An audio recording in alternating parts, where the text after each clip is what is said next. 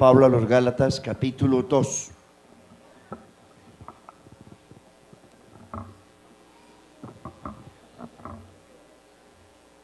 Les recuerdo, hermanos, que hoy a las 3:30 tendremos también oración. 3:30. Los hermanos que les gusta orar, vénganse a orar, y a las 4 de la tarde, es decir, oramos media horita, a las 4 estamos en un momento y estaremos orando por los hermanos que quieran recibir el bautismo del Espíritu Santo y los que quieran recibir sanidad, orando por los enfermos y por los que crean que necesitan el bautismo del Espíritu Santo. 3:30, oración hasta las 4, 4:30, un momento de avivamiento aquí, orando por los enfermos y por los que crean que necesitan recibir el bautismo del Espíritu Santo. Y les recordamos que el martes es culto dirigido por el grupo de oración. ¿Dónde fue que leímos, hermanos? No lo hemos leído. Les dije que Gálatas, ¿qué? Y también Gálatas 2:20 y 5:24, ahí mismo, Gálatas 2:20 y 5:24. Este material lo encuentra usted en la oficina de comunicaciones, impreso o grabado, para que usted haga en su casa una bibliotequita chiquita, que esto lo van a necesitar ustedes después. Con Cristo estoy juntamente crucificado, y ya no vivo yo, mas vive Cristo en mí. Y lo que ahora vivo en la carne, lo vivo en la fe del Hijo de Dios, el cual me amó y se entregó a sí mismo por mí. 5:24. Pero los que son de Cristo han crucificado la carne con sus pasiones y deseos. Y encontré aquí otro texto en Romanos capítulo 6. Romanos 6 dice el verso 6. Romanos 6:6 también. Sabemos que nuestro antiguo yo, o nuestro viejo hombre, fue crucificado juntamente con él, para que el cuerpo del pecado sea destruido, a fin de que nos sirvamos más al pecado. Me ayudan a orar, hermanos. El título es Crucificados con Cristo. ¿Qué es ser crucificados con Cristo? Ese es el tema de esta mañana. Creo que es interesante, hermanos, y ojalá que logremos asimilarlo para que nuestra vida cristiana siempre mejore cada día. Soberano Señor Jesucristo, es tu palabra preciosa la que vamos a predicar en este día. Rogamos, Señor, tu ayuda, tu presencia preciosa y maravillosa para edificación de tu iglesia, de tu cuerpo, que es la iglesia, columna y baluarte de la verdad. En el nombre de Jesús, ayúdanos. Aleluya. Gloria al Señor. Siéntense, hermanos, por favor.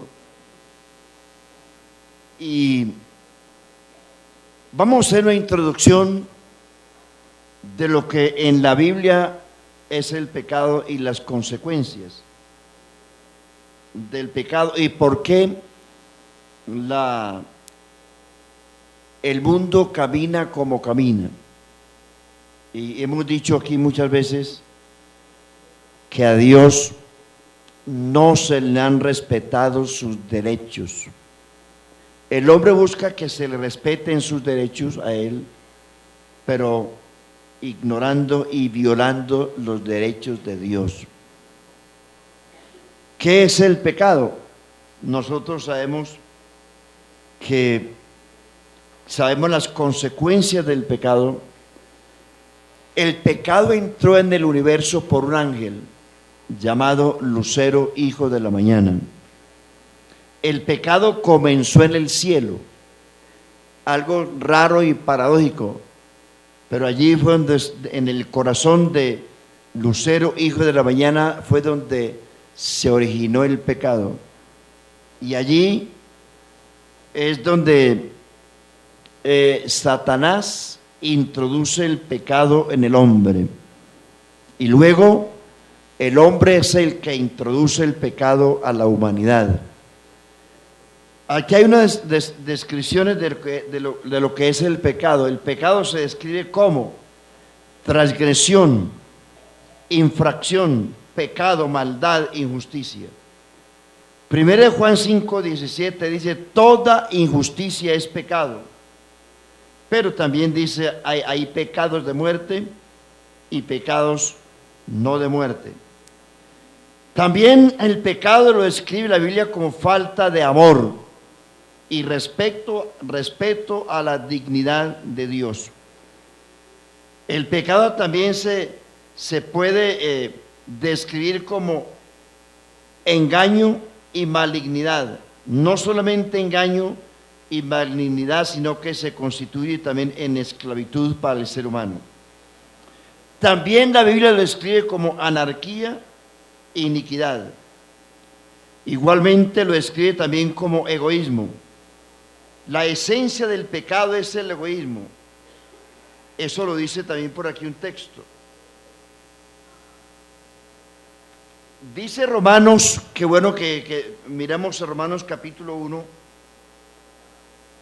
en el último concepto que la Biblia da sobre las consecuencias del pecado, se describe también como rechazo a la palabra de Dios y rechazo y desconocimiento a su autoridad.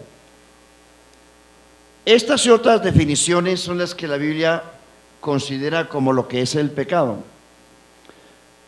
Y al final de las definiciones, lo que acabo de decirles, el pecado se constituye también o se describe como rechazo a la palabra de Dios y desacato a la autoridad. Hay pecados de muerte, hay pecados espirituales y hay pecados de la carne. La Biblia menciona 14 pecados de muerte, no son 2 y 3, son 14. Y son pecados espirituales. Algún día le voy a enseñar eso porque uno puede caer en eso sin saberlo. Y es importante que la iglesia lo sepa. Hay pecados espirituales. Los pecados que son espirituales se constituyen en pecados de rebelión, en blasfemia y en apostasía. Dios no perdonó a Satanás porque el pecado de Satanás fue un pecado espiritual que lo condujo a la rebelión. Dios perdonó a Adán porque el pecado de Adán, aunque fue un acto de desobediencia, fue un pecado de la carne y de la codicia de la carne. Hay pecados que son espirituales y los pecados espirituales se constituyen en aquellos que han conocido la verdad. Pecados como la rebelión, la blasfemia, la apostasía, la murmuración, la incredulidad. Bueno, se me olvidaron. Algún día esto los digo. Cuando un cristiano peca en un pecado espiritual, difícilmente se restaura, porque son pecados de muerte.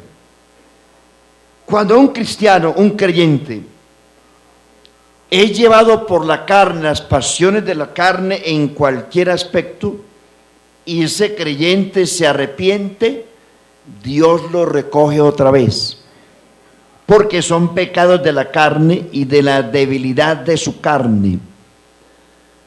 No estoy diciéndoles, hermano, que usted tiene licencia para pecar. Ningún cristiano tiene licencia para pecar. El Señor nos salvó y nos libró del pecado y nos libró es para no pecar. Y si usted es un cristiano real, procura no pecar.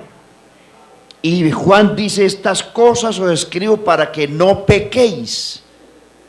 Pero si alguno pecare, abogado tenemos para con el Padre, a Jesucristo el justo. Eso tampoco le da a usted licencia para pecar. Pero hay pecados de la carne que son reconciliables. Es decir, a usted lo coge el diablo por ahí, o el diablo no, la carne, porque el diablo no tiene poderes sobre usted, es la carne la que lo domina. Y ahora chicos hablamos de las normas de moralidad sexual. Entonces no es el diablo el que lo lleva a usted a estar detrás de una ramera, sino que es su propia concupiscencia. Santiago dice que que Dios no tienta a nadie ni puede ser tentado, sino que algunos son tentados cuando de su propia concupiscencia son atraídos y seducidos. El monstruo más peligroso que usted y yo tenemos no es el diablo está vencido. Cristo dejó al diablo colgado de la cruz. Para la iglesia el diablo está vencido. El diablo existe para el mundo porque está bajo el control de él. La iglesia no está bajo el control del diablo, la iglesia está bajo el control de Cristo que la compró. Somos propiedad de Dios. El precio que Cristo pagó fue muy alto. Por precio fuisteis comprados. Glorificad pues a Dios en vuestro cuerpo y en vuestro espíritu, los cuales son de Dios. Su cuerpo, su espíritu y su alma le pertenece a Dios. Y Jesús dice, el príncipe de este mundo ha sido juzgado. Y dice, el príncipe de este mundo ha sido echado fuera. Pero Juan también dice, el mundo entero está bajo el maligno. Dios no es el autor del crimen, ni del hambre, no es el autor de la violencia y de las guerras. Dios no es el autor de la pobreza. Dios quiere que todos los seres humanos vivan bien. El autor del hambre, de la violencia, de la guerra y de la pobreza es el diablo. Él vino para matar, hurtar y destruir. Cristo vino para que tengamos vida y la tengamos en abundancia. Gloria a Dios. Entonces el diablo es el que daña las cosas. Dios lo hizo todo bueno. Y dice la Biblia que después de que terminó de la creación, dice que Dios vio que era en gran manera bueno. Pero el diablo vino a dañar las cosas buenas que Dios hizo. Y de ahí dependen las guerras, el hambre, la violencia, la inmoralidad y todo lo que vemos hoy es consecuencia de la influencia demoníaca.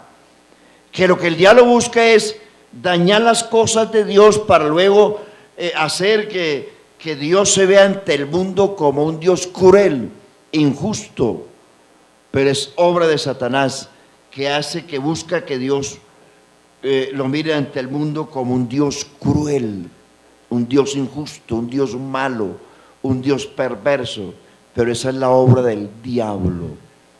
Hacer ver hacer ver al hombre ante el hombre que Dios es malo, que es injusto, que es cruel.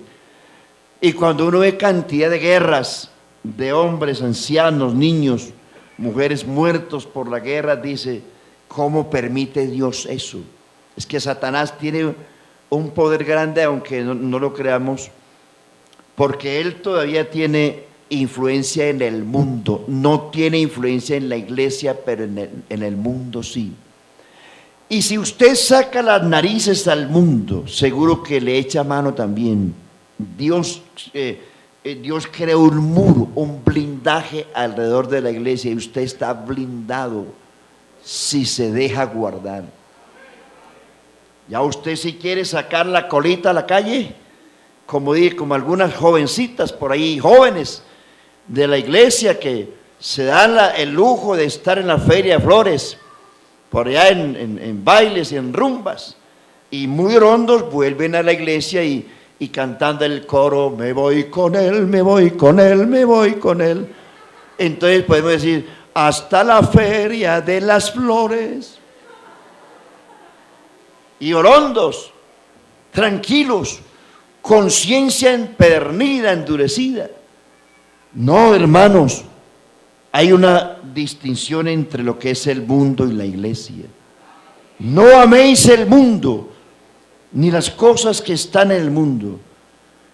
Si alguno ama el mundo, el amor del Padre no está en él, porque todo lo que hay en el mundo, los deseos de los ojos, los deseos de la carne y la vanagloria de la vida, no provienen del Padre, sino del mundo. Y el mundo pasa y sus deseos, pero el que hace la voluntad de Dios permanece siempre, y eso no ha cambiado, hermano. No importa que estemos en el siglo de la tecnología, Dios no ha cambiado, su palabra no ha cambiado, su santidad no ha cambiado, la doctrina de Cristo es la misma. Eso no va a cambiar. Seguir la paz y la santidad, sin la cual nadie verá al Señor. Entonces, desprecio a la palabra y desprecio a la autoridad. Romanos capítulo 1 es un capítulo desde el verso 18 y incluye también los capítulos 2 y 3 de Romanos. Los 3 primeros capítulos de Romanos, ahí es donde usted ve el panorama de lo que es la gravedad del pecado. ¿Por qué las cosas suceden? Entonces, vea esto. Dije, uno de los pecados más graves es el desprecio a la palabra de Dios y el desprecio a la autoridad. ¿Por qué ocurre lo que ocurre? Porque a Dios no se ha tenido en cuenta. Y Romanos 1 hace una declaración de lo que es la gravedad de las cosas que nos suceden. En estos días, hace 15 días, estuvimos en un congreso en el hotel, se me olvidó.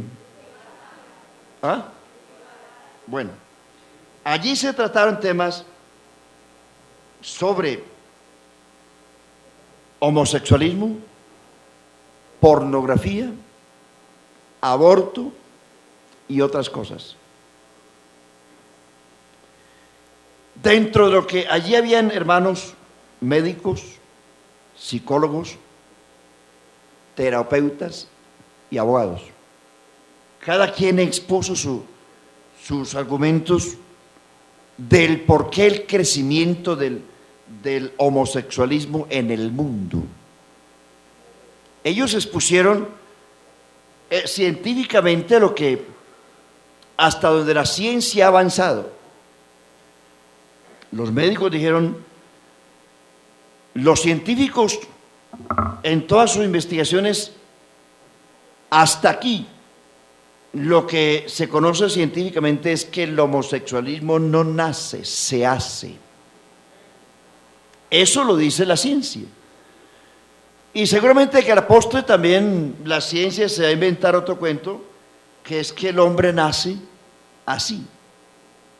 Ni el hombre nace así, ni la mujer, ni el hombre nace homosexual, ni la mujer nace lesbiana. Se hacen. Eso lo dicen los científicos, es lo que los médicos dicen, se hacen. Y bueno, eso está bien. ¿Por qué? Porque Dios no ha hecho nada al revés. Hermanos y amigos, Dios lo que hizo, lo hizo bien. Dios hizo un hombre, un varón, y hizo una mujer.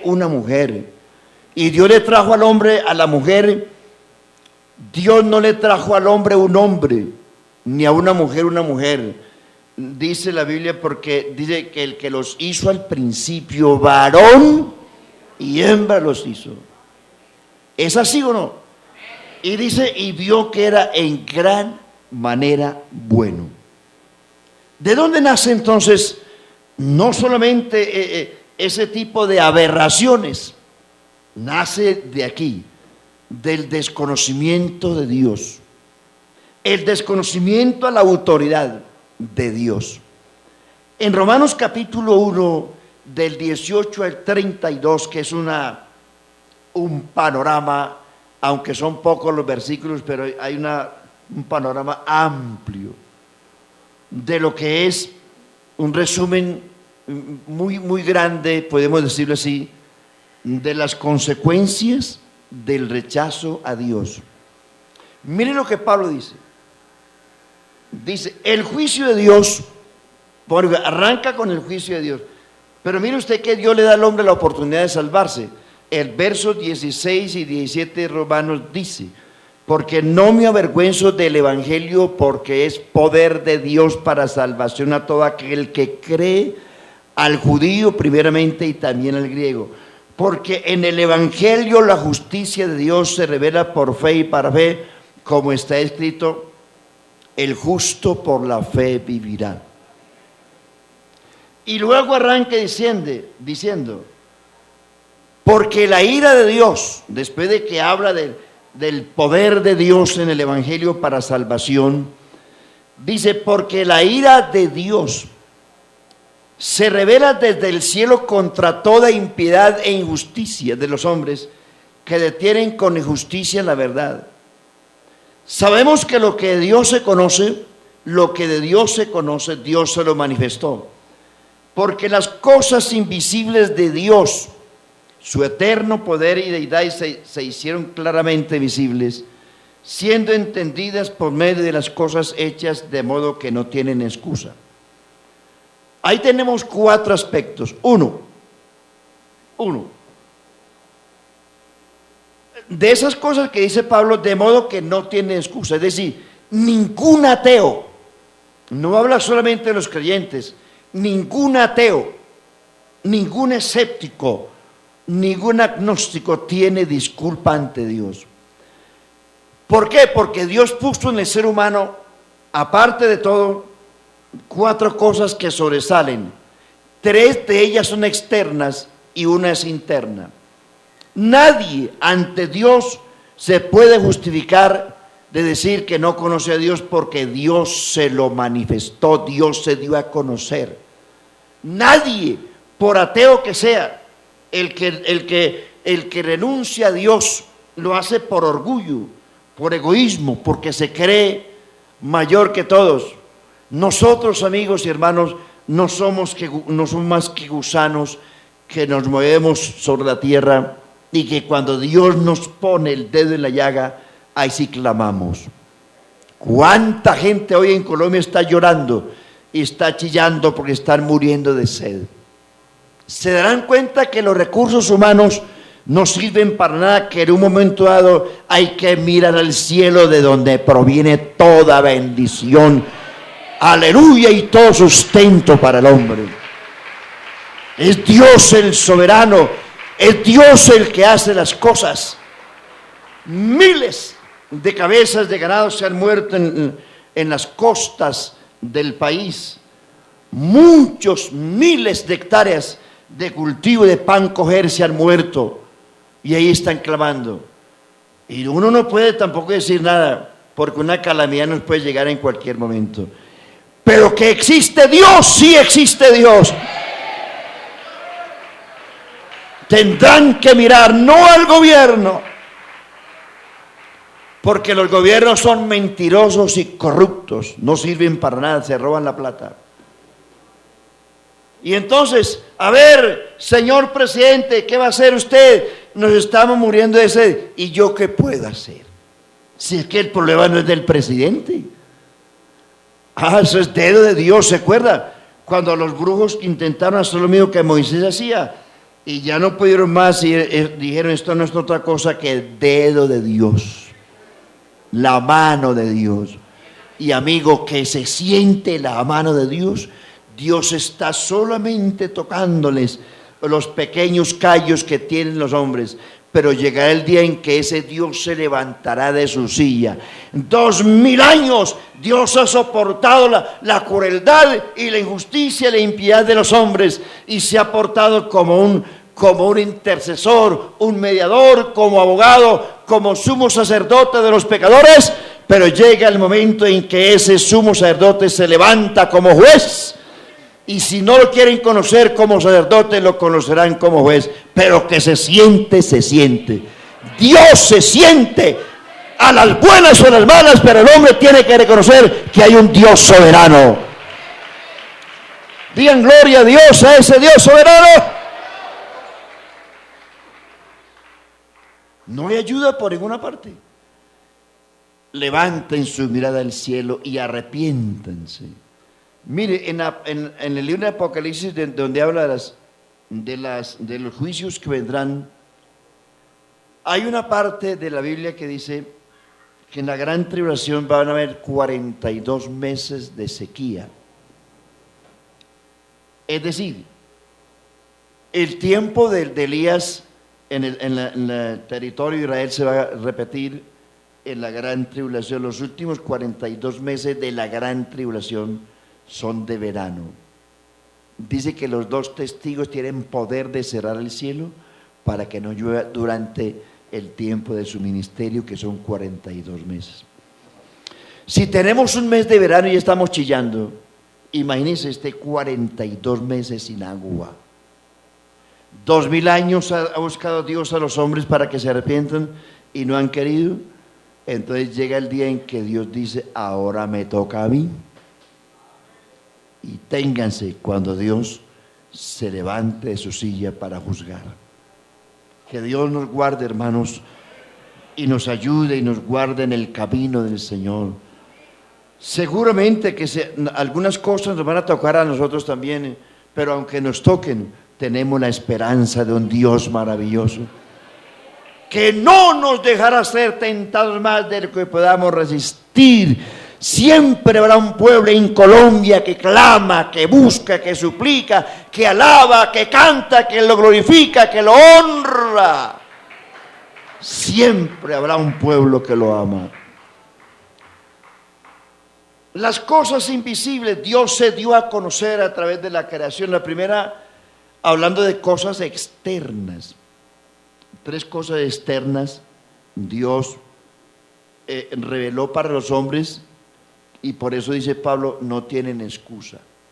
Primero, dice, el poder de Dios se hizo visible en la creación. ¿Qué ateo o qué ser humano puede negar que existe una creación? Pero la soberbia de algunos, sí dice una creación, pero eso apareció de casualidad. Eso no es más que soberbia de la gente. Porque detrás de todo esto, hermano, usted sabe que hay un creador. Si esto no fuera así, esto no existía. Primero, no existía. Y segundo, no podía sostenerse. ¿Quién puede sostener un universo tan complejo como el que tenemos? Que el único que conoce las leyes del universo es el Señor. Y Él alimenta todo. El sol no falla, la lluvia no falla, el aire no falla, el oxígeno no falla. ¿Puede usted imaginarse si fallara 1 minuto, 2 minutos, 5 minutos el oxígeno? Si Dios dijera no hay más oxígeno y cerrar las compuertas, porque la Biblia habla de los depósitos de los vientos, y que Dios le diera por cerrar las compuertas y dijera no hay más oxígeno. Imagínese usted 5 minutos sin oxígeno. ¿Se lo ha imaginado? A ver, respire, por favor, trague lo que más pueda y aguante 5 minutos. ¿Hacemos el ejercicio? A ver. ¿Esperamos 5 minutos? No aguantamos. No necesitamos una pipeta en las espaldas para que nos suministre oxígeno. Usted tiene un cuerpo natural. Su cuerpo absorbe el oxígeno, pero si externamente no existiera, ¿qué haríamos nosotros? Hay un Dios que sostiene todo. Entonces, primero, la creación, el poder de Dios se hizo visible en la creación. Su deidad se hizo visible en la redención. Son 2 cosas externas. 1, la creación. 2, la redención. Y 3, La providencialidad de Dios. La providencialidad de Dios se refiere a que Dios sustenta. No solamente creó, sustenta, alimenta, mantiene, regula el sol, regula el agua, regula el oxígeno que usted necesita. Eso se llama providencialidad. En Hechos 14 dice el apóstol Pablo, dice, en otro tiempo Dios dejó a los hombres andar en sus propios caminos. Dice, pero no se les dejó sin testimonio, dándole lluvia a su tiempo, haciendo producir vuestra sementera y llenando de sustento a todo ser viviente. Es decir, que aunque no había una ley, ni existía la gracia del Evangelio, había un testimonio de que Dios existe.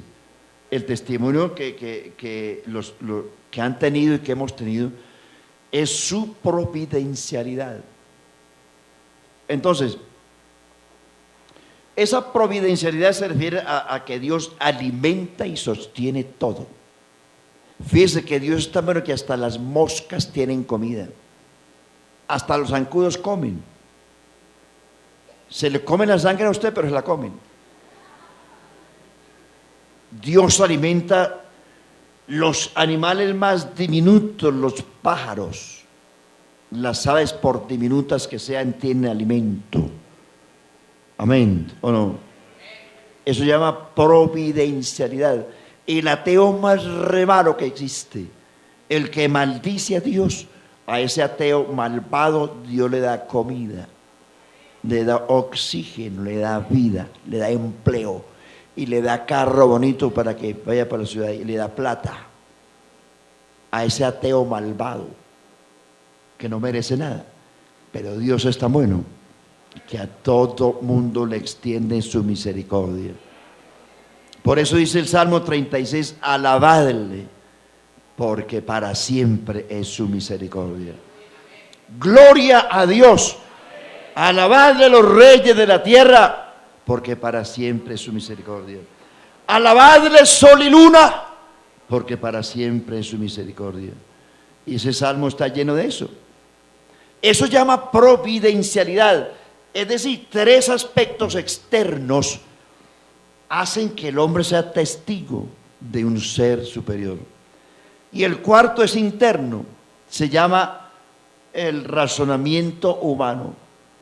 El razonamiento humano, lo que llamamos nosotros mente, pensamiento, corazón, conciencia, etcétera. Eso la Biblia llama aquí en Romanos razonamiento humano. Es decir, la conciencia. Nosotros somos testigos internamente de que tenemos un juez natural que se llama conciencia. El malo, el ateo, el que sea, sabe que tiene una conciencia, un juez natural, y usted, por mucho que quiera esconderse del pecado, hay una conciencia que lo juzga o lo defiende. ¿Es así o no? Lo juzga o lo defiende.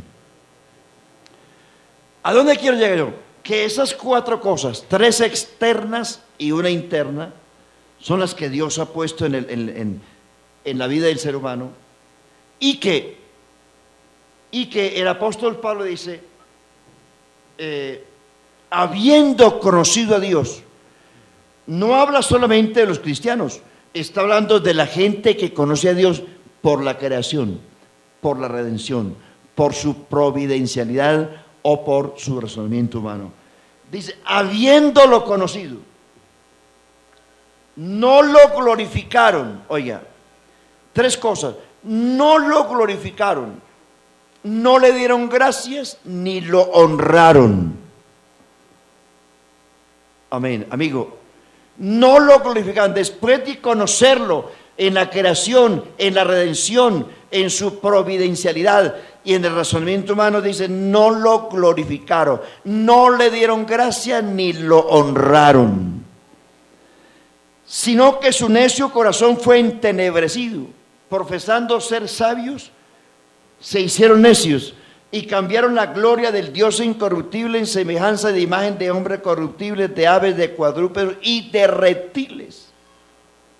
Y ahí viene el primer juicio de Dios. El primero es el verso 24. Por eso, ¿tiene su Biblia abierta, hermano? ¿Aló? Me está dando susto, hombre. ¿Por qué? Primero, a ver, repito un poquito. Dios se dio a conocer a través de la creación, la redención, su providencialidad y del razonamiento humano que cada persona tiene.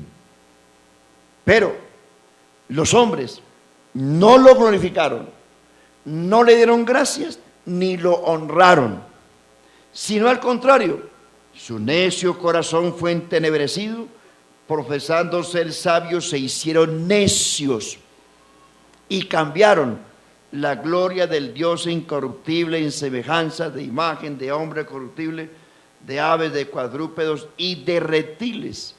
Es decir, en vez de darle gloria a Dios, de honrarlo y darle gracias, se inclinaron a adorar seres humanos, aves, cuadrúpedos y reptiles. Ahí viene el primer juicio, por lo cual, verso 24, Dios los entregó, ¿a qué? A la inmundicia y a la impureza, de modo que degradaron entre sí sus propios cuerpos. Aquí está el primer juicio. Dice, Dios los entregó a la inmundicia, de modo que deshonraron entre sí sus propios cuerpos. Y dice, y ya que cambiaron la verdad de Dios por la mentira, honrando y dando culto a las criaturas antes que al Creador, el cual es bendito por los siglos de los siglos. Y aquí viene este segundo juicio. Por esto, Dios los entregó a pasiones vergonzosas. Hasta sus mujeres cambiaron las relaciones naturales por las que van en contra de la naturaleza. De la misma manera, los hombres dejaron las relaciones naturales con las mujeres y se encendieron en su lascivia unos con otros. Cometieron hechos vergonzosos, hombres con hombres, y recibieron en sí mismos la retribución que merecía su extravío. Aquí viene el tercer juicio, verso 28. Y como ellos no aprobaron tener en cuenta a Dios, Dios los entregó a una mente reprobada para hacer cosas que no convienen. Aquí hay tres juicios. Entonces, ahí es donde nace la desviación moral y espiritual de los seres humanos. Homosexualismo es un juicio de Dios. ¿Por qué? Por lo que estoy diciendo, por lo que la Biblia dice. No aprobaron tener en cuenta a Dios. Y tres veces, dice el verso 24, 26 y 28, tres veces dice, y Dios los entregó. La primera, a la inmundicia. La segunda, dice que los entregó para cometer hechos vergonzosos. Y la tercera, los entregó a una mente reprobada. Y eso que se ve hoy como tan normal, que la gente socializa de esa manera, eso es un juicio de Dios. Castigaré el pecado y la rebelión de vuestros hijos hasta la tercera y cuarta generación de los que me aborrecen. Eso no es tan normal. Es un pecado que es consecuencia de los juicios de Dios. Recuerden el verso 18, porque la ira de Dios se revela desde el cielo contra toda impiedad e injusticia de los hombres que retienen con injusticia la verdad. No lo mire tan normal. Ahora, no solamente el homosexualismo es un pecado grave. Mire lo que sigue diciendo el verso 30. El verso 29. ¿Tiene Romanos 1, hermano? ¿Sí? Estando atestados de toda injusticia, inmoralidad sexual, perversidad, avaricia, maldad, llenos de envidia, homicidios, contiendas, engaños y malignidades, murmuradores, detractores, aborrecedores de Dios, injuriosos, soberbios, altivos, inventores de malos deseos, desobedientes a los padres, necios, desleales, insensibles, implacables, inmisericordias, que aunque saben bien el juicio de Dios, que los que practican tales cosas son dignos de muerte. No solo las hace, sino que también se complace con los que las practican. ¿Qué hacer con esas aberraciones? Mire, uno no puede rechazar a nadie. Predíquele el evangelio porque es un pecador como cualquiera. Predíquele el evangelio, no solamente es un pecado aberrante. Aquí menciona 22. Igual trato, el borracho, el adúltero, el fornicario, el idólatra, el brujo, el hechicero, el avaro, necesitan igual trato, necesitan conocer el poder del evangelio. Hermano, no tenga temor de predicar el evangelio al que sea. El evangelio tiene poder de cambiar a cualquier pecador por inmundo que sea. La sangre de Cristo tiene poder para liberar a cualquier pecador. Si ese pecador se convierte, Dios tiene poder para hacerlo nueva criatura. Sí, Señor. 1 Corintios 6:9 dice: ¿no sabéis que los injustos no heredarán el reino de Dios? No erréis. Dice, ni los borrachos, ni los adúlteros, ni los afeminados, ni los que echan con varones, ni los avaros, ni los idólatras, ni los fornicarios, ni los borrachos heredarán el reino de Dios. Y Pablo dice, y esto erais algunos. ¿Cierto? Esto erais algunos, mas ahora habéis sido liberados, santificados, justificados y limpiados en el nombre de Jesucristo y por el Espíritu de nuestro Dios. Todo pecado, toda aberración es demoníaca, pero Cristo tiene poder para derribar los muros. No importa cuál sea su problema. Usted no está condenado por lo que es. No, señor. El hombre no se condena porque sea adúltero, fornicario, afeminado, homosexual.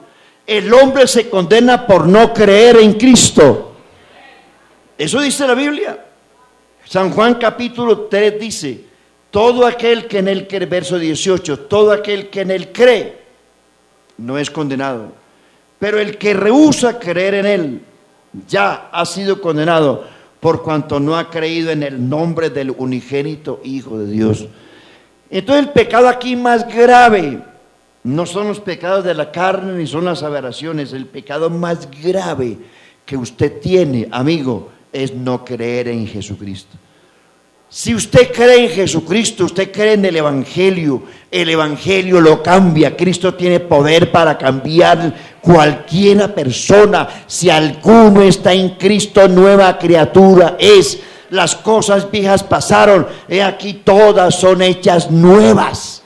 Nuevas. Por eso dice Pablo, renovaos en el espíritu de vuestra mente. Hay que renovarse, Dios es capaz, Dios puede. Amigos, Dios puede, toda fuerza, todo pecado es demoníaco.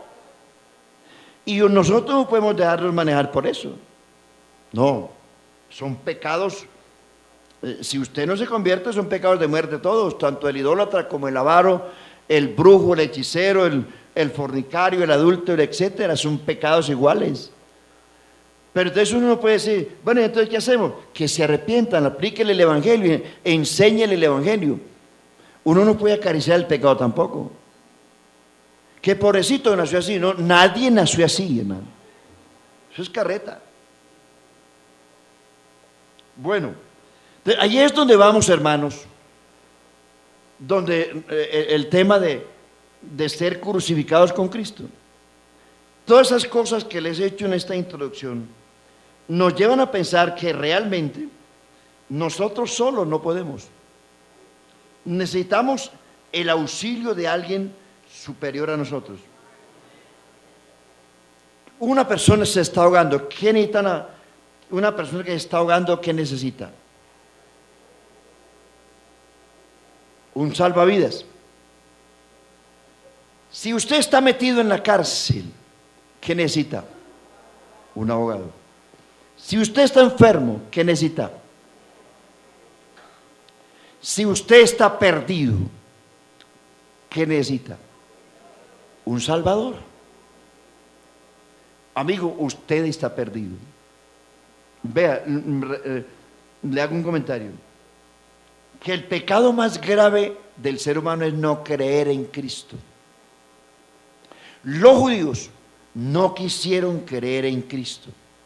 Y ellos gritaron frente a Pilato: no nos importa este falso, este brujo, este mentiroso, su sangre sea sobre nosotros y sobre nuestros. Eso le causó a Israel que Dios tuviera que aplazar los pactos y las promesas que Dios tenía con la nación, y los arrojó.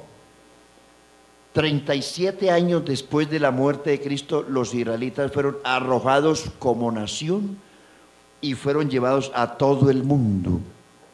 Y Dios canceló con esa nación los pactos y las promesas. Es decir, como nación, Dios los borró. Ellos tienen hoy unas promesas materiales y son bendecidos, claro, por las promesas hechas por Dios a Abraham, a Isaac y a Jacob, pero no tiene. Fíjese usted lo grave: Israel, por no haber creído en Cristo, no formaron parte de la iglesia.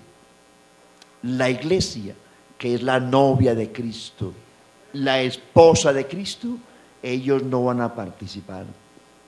Y por no haber creído en Cristo, 2000 años de exilio, más de 2000 años llevan los judíos por el mundo como esclavos, siendo maltratados del mundo por no haber creído en Cristo. Cuando fueron esparcidos por el mundo, en ese entonces murió más de 1 millón de judíos.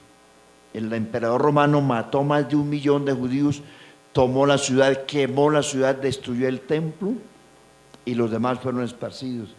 En la Segunda Guerra Mundial murieron más de 6 millones de judíos, y a lo largo de estos 2000 años han muerto, le digo, decenas de millones de judíos. Y ellos saben, por eso ellos no les gusta que les hablen de Cristo, porque ellos dicen que Cristo es un brujo, que ese brujo Jesús es el culpable de la diáspora de ellos, y lo odian, porque ellos no lo tienen como un Mesías, sino como el brujo. Ese brujo nos maldijo, y por habernos maldecido estamos por el mundo esclavos y errantes. Y hermanos, ¿aló? ¿Estamos aquí o no? Y hermanos, esa nación que tuvo las promesas y los pactos, por haber rechazado a Cristo, no participan de la iglesia, de las bendiciones de la iglesia, no participan de ser la novia de Cristo, no van a participar de ser la novia del Cordero. La nación como nación no van a estar en las bodas del Cordero, no formarán parte de la Nueva Jerusalén, y ellos al final de todo, Dios les va a permitir que estén aquí en la tierra, que hereden la tierra y que coman papas y yucas y papayas y todo eso terrenal, porque ellos perdieron toda oportunidad por haber rechazado a Cristo. Y hermanos y amigos, el rechazar a Cristo, el no creer en Cristo, usted se priva de todas las bendiciones que Dios tiene para la iglesia. Si usted se imaginara, solamente imaginarse lo que Dios tiene para la iglesia, usted, amigo, creería en Cristo. No somos cualquier cosa, somos la iglesia del Dios viviente, columna y baluarte de la verdad. Somos adoptados por el Señor, somos su especial tesoro, somos la gente que le costó a Cristo su vida, su sangre. Cristo no viene aquí por nada más, sino por la iglesia. A Cristo no le importa en la tierra nada más, sino una iglesia que compró con su sangre y que está puliendo día tras día, culto tras culto, pincelazo va y pincelazo viene, pulimento va, pulimento viene, hasta que esta iglesia se convierta en una obra de arte. Y esta iglesia será la corona de Cristo en las bodas del Cordero, y será el cetro de su reino. Amén, por haber creído. Todo el pecado más grande, ninguno que usted ve aquí se constituye en un pecado grave, es no creer. Porque si usted cree en Cristo, todos estos pecados que hay aquí le serán borrados. Amén. El apóstol Pedro dice: bautizaos en el nombre de Jesucristo para el perdón de los pecados. Hermanos, amigos, no hay pecado que el nombre de Jesucristo no pueda borrar. Amén. La muerte de Cristo es el precio que se pagó y la prenda de garantía en la cual los pecadores pueden adquirir salvación y reconciliación. Ahora, ya haciendo esa introducción, nos adentramos a lo que es Cristo crucificado. No alcanzo. ¿Seguimos hasta la 1? Bueno, no sé cuántos están despiertos.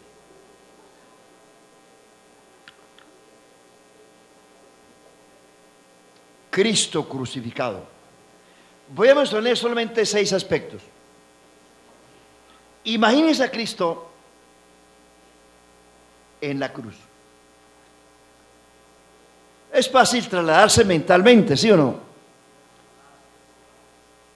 En el Salmo 22, que es un salmo mesiánico, hace una descripción de lo que fue Cristo en la cruz.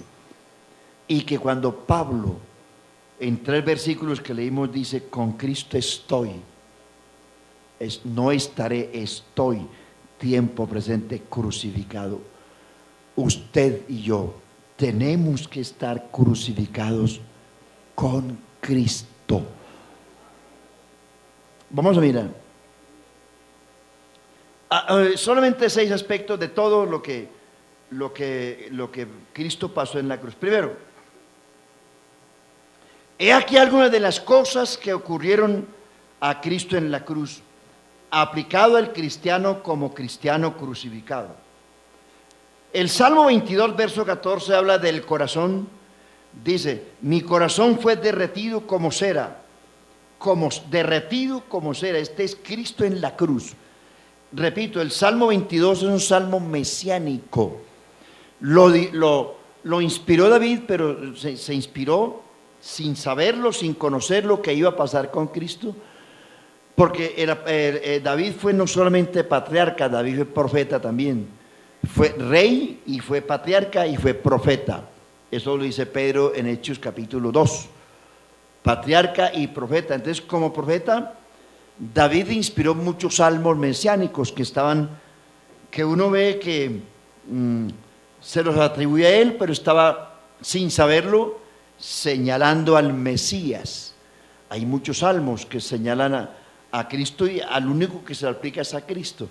Primero, habla del corazón derretido. Mi corazón fue derretido como cera dentro de mí. Habla del corazón del cristiano. Cuando habla de derretido como cera, se refiere a lo flexible, la fragilidad de lo que es un corazón entregado a Cristo. No es un corazón lleno de violencia, como dice el apóstol Pablo, cauterizado. Un corazón cauterizado es un corazón duro, encallecido, no le entra nada, ni la palabra, ni el culto, ni la alabanza, ni el ayuno, nada lo convence. Me indica que el corazón del cristiano tiene que ser así, sensible. Sí, Señor. El profeta Jeremías dice: arad campo para vosotros. ¿Qué es un corazón duro? Es un corazón y nos ocurre continuamente. ¿Cuántas veces usted y yo hemos tenido cultos aquí bien preciosos, donde hemos sentido la presencia de Dios? Pero hay gente que eso no le interesa nada. Hay gente que en el culto no lo convence nada, ni la alabanza, ni la enseñanza, ni la palabra. Uno trae predicadores de otra parte a ver si de pronto. No, duros, insensibles, no les entra nada. No lloran ni cuando les pisan una uña enterrada. No sueltan lágrimas ni de cocodrilo porque no se les ve llorar. Es decir, llora más un gorgojo. Sí, secos. Ese es un cristiano con corazón duro, encallecido, insensible, no le entra nada. Un cristiano crucificado con Cristo tiene un corazón sensible, le llega la palabra. Y cuando Jeremías dice, arad campo para vosotros, un terreno que no es, ¿qué es arar? Arar es, antiguamente los abuelos utilizaban bueyes y máquinas artesanales para moler la tierra, arar el terreno, y esperaba que la lluvia cayera para que el terreno fuera más sensible. En las tierras donde se practica, donde hay forma de que la maquinaria agrícola entre, usted ve cantidad de tractores con grandes cuchillas a la parte de atrás que arrastran la tierra, la muelen. Y el que cultiva sabe cómo tiene que hacerlo, molerla en las dos direcciones, de manera vertical y horizontal, para que la tierra quede bien molida, y la dejan un mes para que le entre sol y agua, sol, agua y aire. Y eso hace que la tierra se repotencie otra vez. Y ahí ve usted, por ejemplo, en el valle donde la tierra es muy plana, grandes cultivos que usted conoce. Pero el procedimiento es ese. Primero se ara el terreno, se muele el terreno y lo dejan 20 días, un mes, para que le caiga agua, sol y aire. El agua, el sol y el aire repotencian la tierra y se convierte en tierra fructífera. Luego viene la siembra. Es un ejemplo, una metáfora simplemente. El corazón del cristiano debe permitir que la guadaña de Dios lo trille.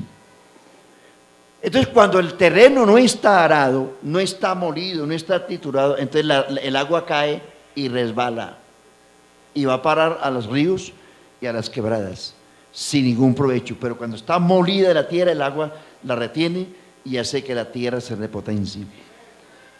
Un cristiano con un corazón encallecido, culto va, culto viene, alabanza va, alabanza viene, la gente se llena de la presencia de Dios, sienten a Dios. Uno ve mucha gente que se quebranta en el culto y se van renovados, regenerados, contentos, sienten el descanso del Espíritu Santo, porque ellos perdieron, porque hermano, el trillo de Dios es la palabra.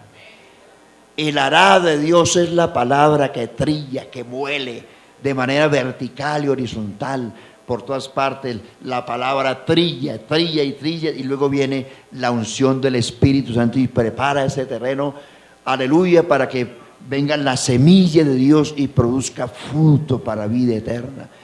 Pero se requiere un corazón sensible. Amén. Sensible, derretido como cera. ¿Qué es cera? La cera es como lo que llamamos hoy la plastilina, que se deja manejar, se deja formar, se deja guiar, se deja aconsejar, se deja manejar. Ese es un corazón de un cristiano crucificado con Cristo. Se me acabó el tiempo, Dios le bendiga, nos vemos el domingo. Quedamos comenzados, ¿qué vamos a hacer? ¿O seguimos? No, falta mucho todavía, hermanos. Les dejo aquí porque el tiempo de ustedes es valioso también. Entramos a la primera parte. Tranquilo, tenemos vida eterna. Si el Señor viene esta semana, el Señor terminará de enseñarnos allá, hermanos. Tranquilo. Dios les bendiga, hermanos, que Dios nos ayude y que la palabra, esto que les he dicho, sea el trillo, el arado de Dios para preparar nuestros corazones para algo mejor. Colóquense de pies, por favor, y damos gracias a Dios por la palabra en esta mañana. Amén, iglesia. Digan gloria a Dios. Todos orando, soberano Dios. Gracias por esta mañana, por los hermanos, por el culto, por la palabra. En el nombre de Jesús te damos gracias. Rogamos, Señor, que tu palabra corra y sea glorificada. Amén. Este material está en la oficina de publicaciones. Dios les bendiga a todos, hermanos. Veremos esta tarde.